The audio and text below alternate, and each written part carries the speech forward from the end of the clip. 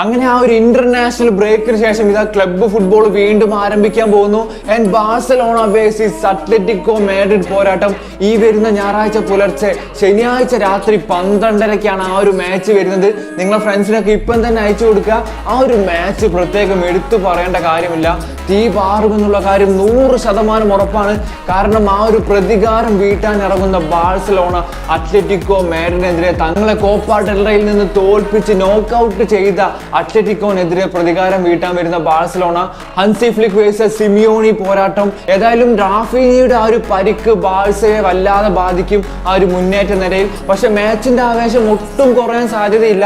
So സമയം വിട്ടുപോകേണ്ട, ശനിയാഴ്ച രാത്രി 12:30-ക്ക്. ആൻഡ് ഇൻട്രസ്റ്റിംഗ് ആയിട്ടുള്ള മറ്റൊരു കാര്യം, ഇതേ ബാഴ്സലോണയും അത്ലറ്റിക്കോ മാഡ്രിഡുമാണ് UCL ക്വാർട്ടർ ഫൈനലിൽ ഫസ്റ്റ് ലെഗിലും ഏറ്റുമുട്ടാൻ പോകുന്നത് വെറും 2-3 ദിവസങ്ങൾക്ക് ശേഷം. സോ ഈ ഒരു മാച്ച് വളരെ ഇൻട്രസ്റ്റിംഗ് ആയിരിക്കും.